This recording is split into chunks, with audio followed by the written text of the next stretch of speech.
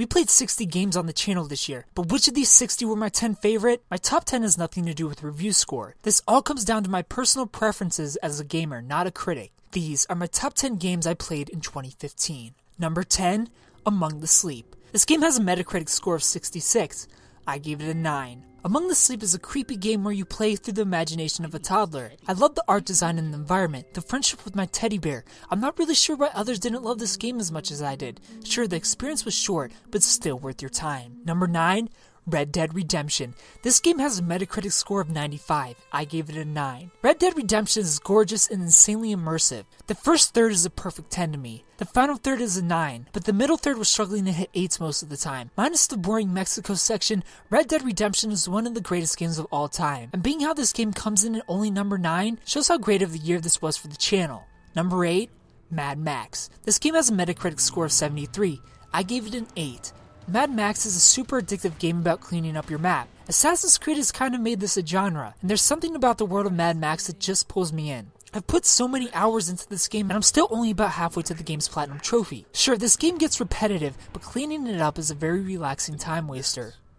Number 7, Half-Life 2. This game has a Metacritic score of 96. I gave it a 9.5. Half-Life 2 was years before its time. It's rare even today to find a game that does this well of a job at environmental storytelling. For a game that packs on stress from the beginning to the end, you just can't seem to put it down. Number 6, Fat Princess Adventures. This game has a Metacritic score of 67. I gave it a 9. Fat Princess Adventures is hilarious and charming. The most purely fun game I played all year, which is why it's so high on the list. It kept me smiling from start to finish. Play it, even if it's just a smile. Number 5, Shadow of the Colossus. This game has a Metacritic score of 91. I gave it a 9.5. Shadow of the Colossus is a pretty bare open world, but what this world is full of is the greatest boss battles I've experienced to date. There's always a bit of anxiety before a cutscene introduces your next opponent, and then you have to outsmart the beast. It's just magic. Number 4, Shovel Knight. This game has a Metacritic score of 92. I gave it my first ever perfect 10. Shovel Knight is perfection in the realm of platformers and games in general. The story pulled on my heartstrings, the level design and bosses are epic, and the game is just pure fun. Out of all games on this list, I can say for this one the most. You're missing out if you haven't snatched this one up. Number 3, The Witcher 3 Wild Hunt. This game has a Metacritic score of 93. I gave it a 9. The Witcher 3's world is beautiful and the new standard for what open worlds can do on the current generation of consoles, period. My hope is that developers crapped their pants playing this game and they got smacked with, oh crap, we can't be lazy anymore. I didn't find the combat or gameplay all too amazing, and the story definitely didn't blow me away, but this world is hands down my favorite to explore all year. Number 2, The Last of Us. This game has a Metacritic score of 95. I gave it my second ever 10 out of 10. Speaking of new standards, look no further than The Last of Us with what can be done with environmental narrative and storytelling in general. I've never played a game that felt so alive as The Last of Us did. The world crumbles as you go through it, and it grabbed my heart out of my chest and just stomped on it before I even knew what was going on.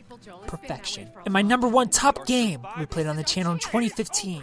The Walking Dead Season 1, a Telltale game series. I almost didn't put this game on the list because I felt like it was cheating since this was my second time playing it. But since it's made its debut on the channel this year and the other SK Storytime games are eligible, I decided to make this one eligible too. This game has a Metacritic score of 94.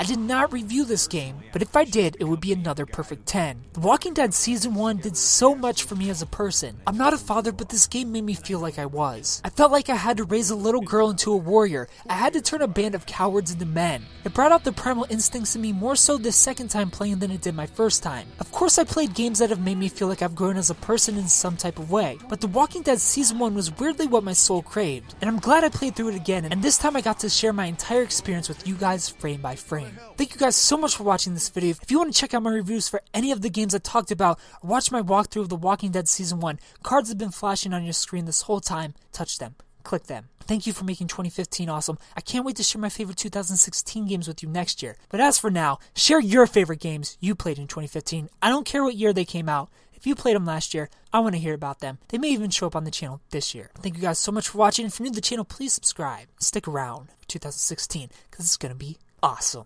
Thanks for watching.